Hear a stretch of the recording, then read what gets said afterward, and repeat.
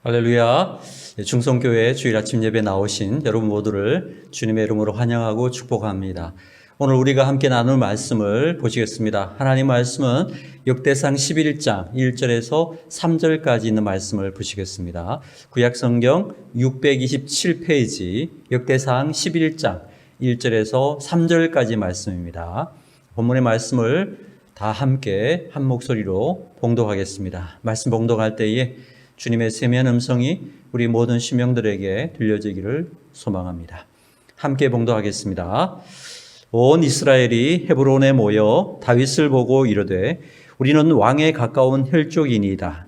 전에 고 사울이 왕이 되었을 때에도 이스라엘을 거느리고 출입하게 한 자가 왕이시었고 왕의 하나님 여호와께서도 왕에게 말씀하시기를 내가 내 백성 이스라엘의 목자가 되며 내 백성 이스라엘의 주권자가 되리라 하셨나이다 하니라. 이에 이스라엘의 모든 장로가 헤브론에 있는 왕에게로 나아가니 헤브론에서 다윗이 그들과 여호와 앞에 언약을 맺음에 그들이 다윗에게 기름을 부어 이스라엘의 왕으로 삼으니 여호와께서 사무엘을 통하여 전하신 말씀대로 되었더라. 아멘. 말씀 나누기 전에 함께 기도드리겠습니다. 하나님 아버지, 복된 주일 부활의 아침을 열어주심을 감사합니다. 이 시간 지난 한 주 동안 우리의 삶에 드리워진 모든 연약함들, 어둠들이 다 떠나가게 하시고 주님의 영광의 빛으로 우리의 심령들을 밝혀주시기를 소망합니다. 주님의 말씀은 내 발의 등이요 내 길의 빛이라고 하셨사오니 그 말씀이 내 삶을 비춰주심으로 어두운 세상 속에서 길을 잃지 않고 방황하지 않게 하시고 그 말씀 안에서 주님의 길을 걷는 자들이 되게 하여 주시옵소서. 주님 이 시간 우리의 영혼을 진리의 말씀으로 새롭게 하여 주시옵소서. 보혜사 성령님께서 우리의 우둔한 마음을 깨우쳐 주시고 주의 영으로 충만케 하여 주시기를 원합니다. 이 시간 부정한 종은 십자가 뒤에 감추어 주시고 오직 주님의 말씀만을 분명하게 잘 증거하게 인도하여 주옵소서. 예수 그리스도 이름으로 기도드리옵나이다. 아멘. 할렐루야. 복된 주일 예배에 나오신 우리 중성교회 모든 지체 여러분 한 분 한 분들을 주님의 이름으로 환영하고 축복합니다. 우리 예배를 통해서 하나님께서 예배해 주신 그 놀라운 은총이 우리 모든 심령들에게 충만하게 임하게 되시기를 주님의 이름으로 축원합니다. 우리 함께 예배하는 귀한 가족들 또 지체들 서로 축복하며 인사하시겠습니다. 당신은 은혜의 사람입니다. 한번 축복하시기 바랍니다. 당신은 은혜의 사람입니다. 저는 오늘 본문의 말씀 가지고 역대상 강의 12번째 시간으로서 하나님의 시각으로 바라보면 삶이 새로워진다. 하나님의 시각으로 바라보면 삶이 새로워진다라는 제목으로 하나님 말씀 증거하도록 하겠습니다. 자, 오늘 봉독한 역대상 11장 말씀은 크게 세 부분으로 나누어서 설명해 볼 수 있습니다. 그 세 가지 영적 의미들을 우리가 한번 좀 살펴보도록 하겠는데요. 자, 첫 번째 부분입니다. 제일 첫 번째 부분은 본문 1절에서 3절까지 말씀이라고 할 수 있습니다. 이것은 다윗이 왕으로 기름 부음을 받는 이야기라고 할 수 있습니다. 본문의 기록을 우리가 읽다 보면 다윗이 그냥 아무 일 없이 무난하게 왕이 된 것처럼 생각할 수 있게 되는데요. 사실은 그렇지가 않다라는 것입니다. 아주 힘들고 어렵게 왕위에 올랐다라는 것이죠. 여러분 아시는 것처럼 다윗이 골리앗을 물맷돌로 죽이고 돌아올 때에 너무나 기쁜 나머지 온 백성들이 춤추며 찬양을 했죠. 사울이 죽인 자는 천천히요 다윗이 죽인 자는 만만이로다. 이렇게 춤추며 다윗을 찬양하니까 이 말을 들었던 사울 왕의 질투심이 폭발하게 되었습니다. 그러면서 다윗을 죽이고자 했습니다. 그때부터 다윗은 도망자의 신세가 되어버렸습니다. 거의 10년 가까이 도망을 다녔습니다. 도망을 다니다가 심지어는요, 그 외국의 이방 나라의 망명까지 하게 됐고요. 그 외국의 왕 앞에서 침을 수염에다 흘리면서 또 얼굴을 이렇게 담벼락에 거적거리면서 미친 채 하는 그러한 연기도 했었다라는 거예요. 10년을 도망을 다녔으니까 얼마나 그 삶이 피폐해졌겠습니까? 그냥 쉽게 왕위에 오른 게 아니라는 것입니다. 결국 지난주에 본 것처럼 길보아산 전투에서 이제 사울의 아들 셋이 먼저 죽고, 그리고 사울도 아말렉 사람의 손에 의해서 죽임을 당하여 했습니다. 그런데 사울이 죽었다고 해서 다윗이 바로 왕위에 오른 것이 아니라는 것입니다. 그 사울의 막내 아들이 이스보셋이라는 사람인데, 이 사람을 앞세워서 사울의 군대 장관 아브넬이라는 사람이 섭정을 하다가 죽은 일이 있었고요. 그 후에 아브넬이 죽은 후에 이제 북왕국 지파들 중에서 또 다윗 왕을 반대하는 지파들이 있었습니다. 그래서 이 반대 때문에 5년간 전쟁을 하게 되었다는 것입니다. 결국 사울이 죽은 후에 다윗이 왕위에 오르기까지 걸린 시간이 총 7년 6개월이라는 시간이 있었습니다. 도망자 생활을 10년을 했고요. 사울이 죽은 후에 7년 6개월 다음에 다윗이 비로소 왕이 되었다. 이것이 역사적 팩트입니다. 그래서 다윗의 스토리를 보면 정말 그 수많은 일들이 있었던 거죠. 고난과 눈물과 한숨들, 이런 걸 다 겪고 천신만고 끝에 다윗이 왕이 된 것입니다. 그러니까 그냥 아무 일 없이 쉽게 그냥 된 게 아니라는 것이죠. 자, 그런데 여러분, 오늘 본문을 읽어보면 사울이 죽은 후에 그냥 아무런 일도 없는 것처럼 다윗이 왕이 된 것처럼 묘사가 되어 있다라는 것입니다. 자, 우리 1절부터 3절까지를 다시 한번 봉독해 보겠습니다. 같이 봉독합니다. 시작. 온 이스라엘이 헤브론에 모여 다윗을 보고 이르되 우리는 왕에 가까운 혈족이니이다. 전에 곧 사울이 왕이 되었을 때에도 이스라엘을 거느리고 출입하게 한 자가 왕이시었고 왕의 하나님 여호와께서도 왕에게 말씀하시기를 내가 내 백성 이스라엘의 목자가 되며 내 백성 이스라엘의 주권자가 되리라 하셨나이다 하니라. 이에 이스라엘의 모든 장로가 헤브론에 있는 왕에게로 나아가니 헤브론에서 다윗이 그들과 여호와 앞에 언약을 맺음에 그들이 다윗에게 기름을 부어 이스라엘의 왕으로 삼으니 여호와께서 사무엘을 통하여 전하신 말씀대로 되었더라. 아멘. 자, 도망자 생활 10년에다가 사울이 죽은 후에도 7년 넘게 치열하게 싸웠는데요. 그러한 내용이 있어요, 없어요? 네, 다 빠져 있죠. 다 빼버렸습니다. 그냥 하나님께서 다윗에게 왕으로 기름을 부었기 때문에 그냥 아무 일 없이 그냥 무난하게 왕이 된 것처럼 그렇게 기록이 되어 있다는 것입니다. 여러분, 왜 그랬을까요? 역대기는 하나님의 관점으로, 신앙적인 관점으로 재해석을 했다라는 말씀을 제가 전해드렸죠. 왜 그렇게 힘들고 어려운 고난의 시간들을 다 생략했을까? 그 이유가 무엇일까요? 이런 의미가 있다는 것입니다. 여러분, 고난과 눈물보다 더 큰 것이 하나님의 은혜이기 때문에 그렇게 했다라는 것입니다. 받은 바 은혜와 복이 너무 크게 보이면요, 고난은 더 이상 고난이 아니라는 것입니다. 고난조차도 변장된 하나님의 복으로 받아들일 수 있는 마음이 된다라는 것입니다. 여러분, 예수님께서도 그런 말씀하신 적이 있습니다. 여인들이 아이를 잉태를 한 다음에 해산을 하지 않습니까? 그 해산의 고통이 얼마나 고통스럽습니까? 우리는 다 그런 어머니의 그 고통, 극심한 고통을 통해서 세상에 생명으로 태어나게 되었다라는 것입니다. 저도요, 이 해산의 고통에 조금은 알 수 있을 것 같아요. 저도 한 10년쯤에 이 허리 디스크가 터져가지고 한 달 넘게 병원에 입원한 적이 있었고요. 수술을 받은 적이 있습니다. 일주일 동안요, 너무 아파가지고 화장실을 못 가고 침대에 누워서 볼일을 본 적이 있었어요. 너무나 아픈 거예요. 그때 당시에 가장 부러운 사람이 누구였느냐? 휠체어 타고 다니는 사람들이 가장 부럽더라고요. 해산의 고통이 얼마나 큰가를 저는 조금 실감을 했었습니다. 그런 극심한 고통을 느꼈지만은 여인들이 해산한 후에는 자기가 경험한 고통을 어디 가서 뭐 줄줄 이야기하고 다니는 사람 저는 거의 못 본 것 같아요. 아직까지 거의 못 봤습니다. 뭐 좀 힘들었다 이 정도로는 이야기하고 말았어요. 대신에 그 고통 후에 얻는 생명이 있죠.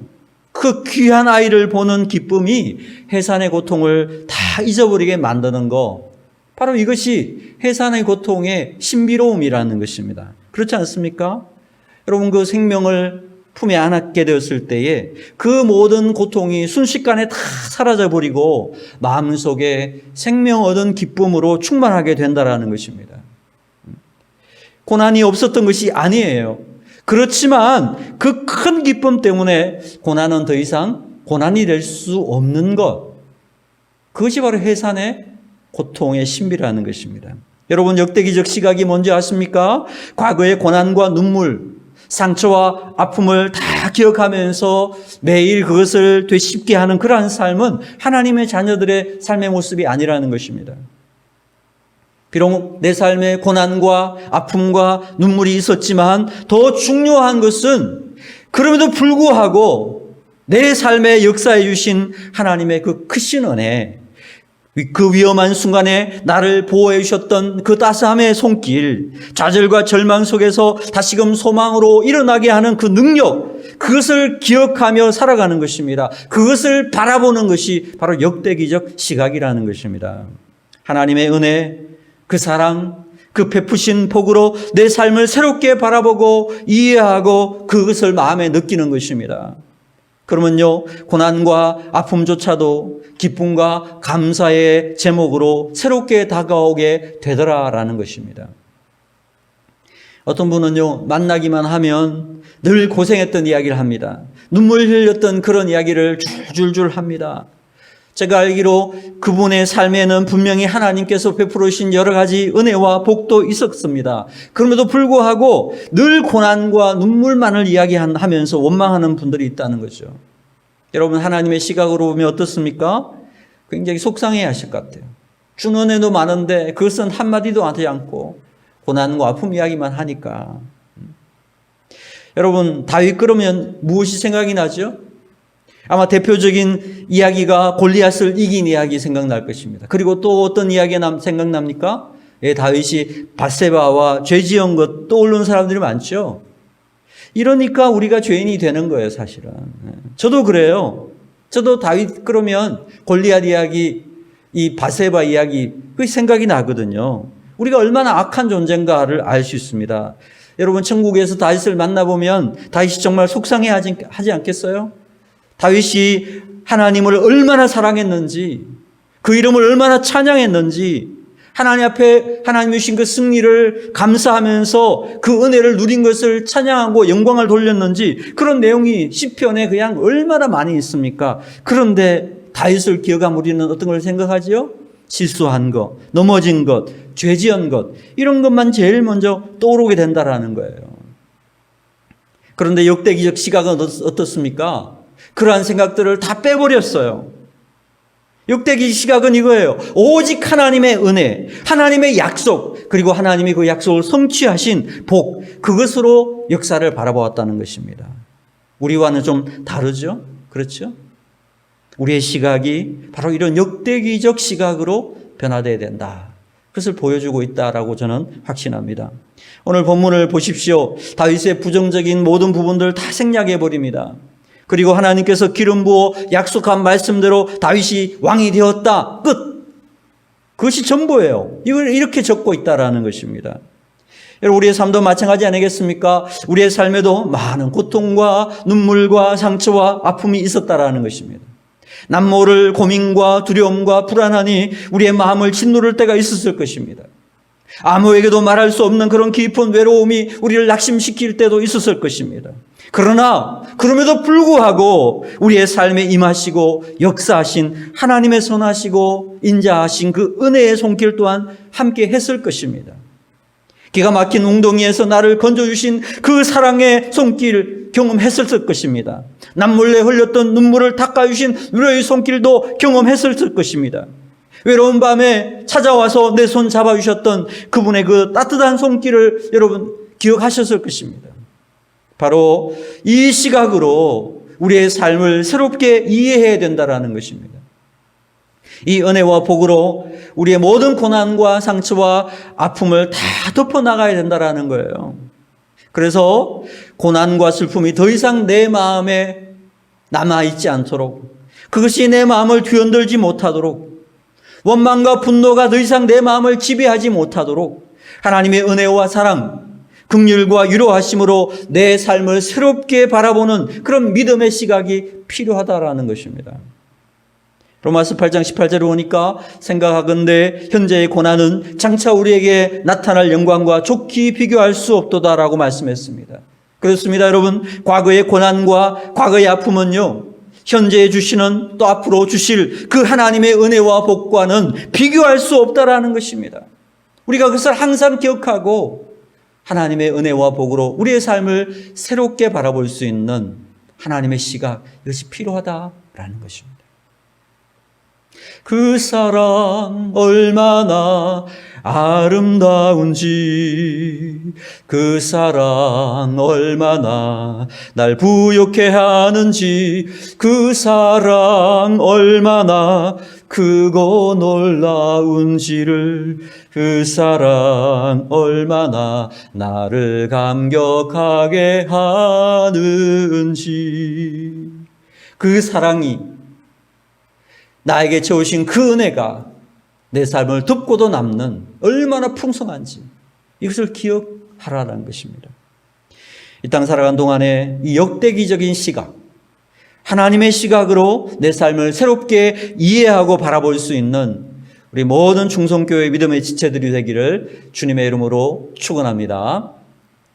자, 두 번째 부분은요, 4절에서 9절까지 말씀입니다. 4절에서 9절. 이 말씀 보면요, 다윗이 지금의 이스라엘의 수도라고 하는 그 예루살렘 성을 정복하고 다윗성이라고, 시온성이라고 이름을 지었다라는 이야기가 기록이 되어 있습니다.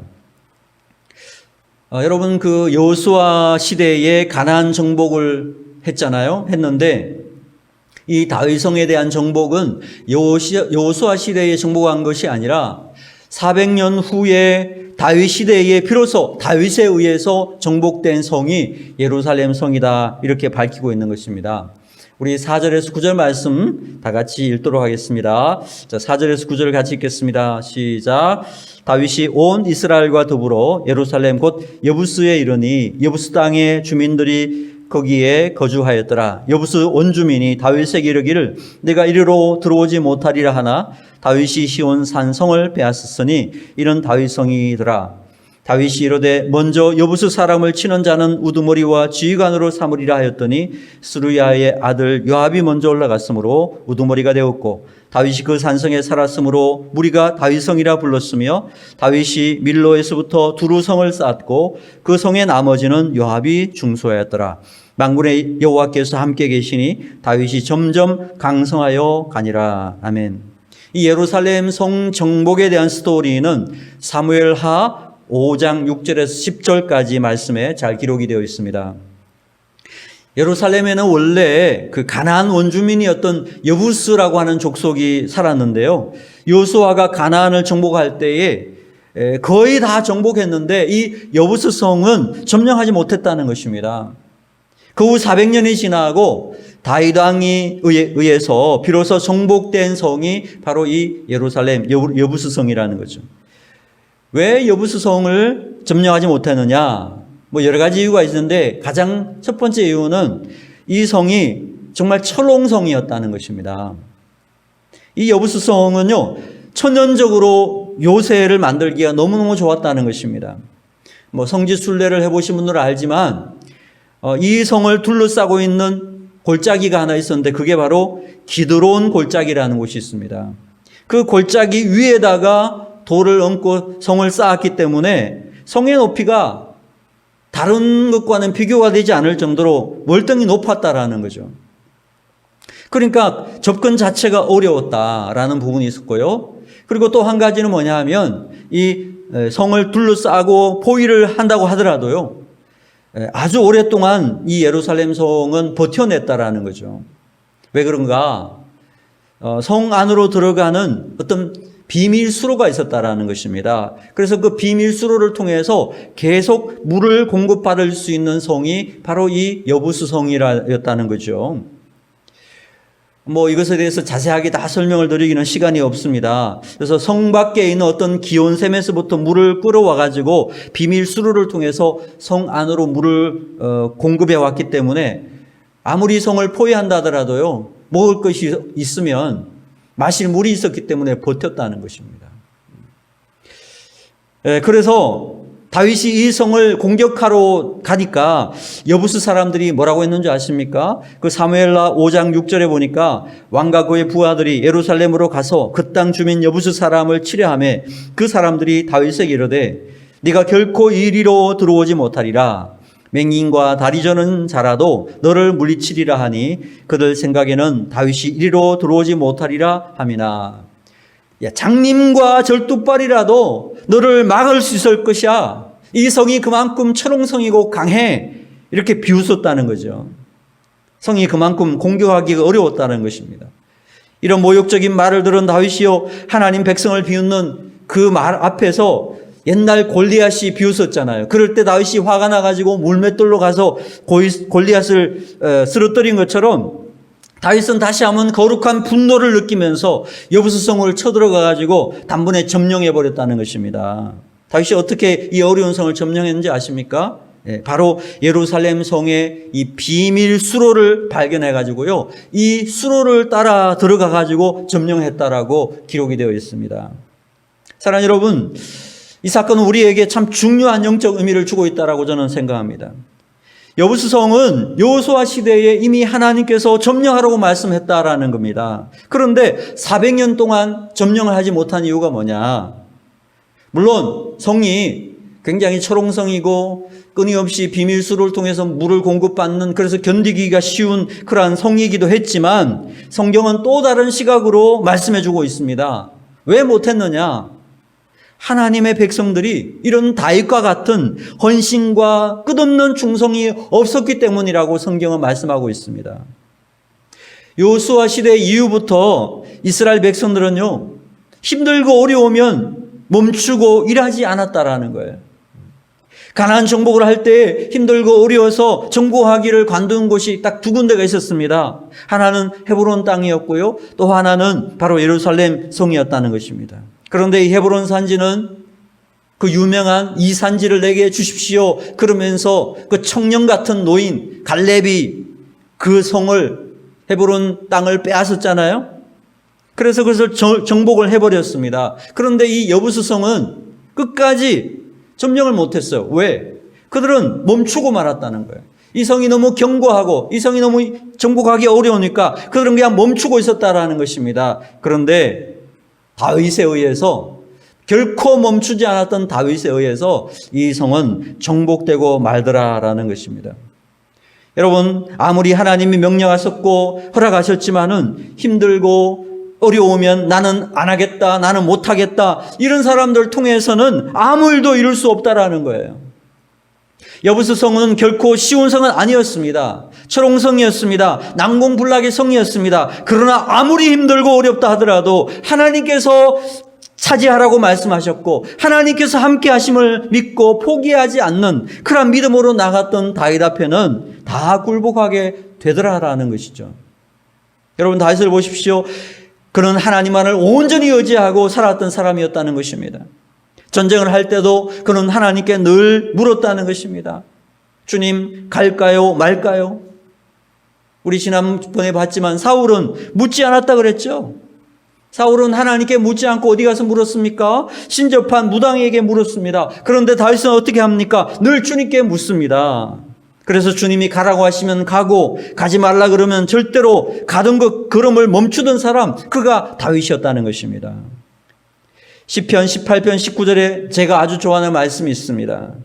내가 주를 의뢰하고 적군을 향해 달리며 내 하나님을 의지하고 담을 뛰어 넘나이다. 바로 이것이 다윗의 믿음이었다는 것입니다. 주님을 의뢰하고 적군을 향해 달리며 내 하나님을 의지하고 담을 뛰어 넘나이다. 다른 번역 성경에 보니까요, 이 담을 성벽이라고 표현하고 있어요. 성벽을 뛰어넘는다는 것입니다. 아무리 문제가 힘들고 어려워도 하나님 의지하고 포기하지 않는, 그래서 그 문제를 마침내 뛰어넘는 모습, 그러다 보니까 다윗이 가는 곳마다 승리를 하게 되더라라는 것입니다. 사랑하는 여러분, 마라톤은 42.195km를 완주하는 경기 아닙니까?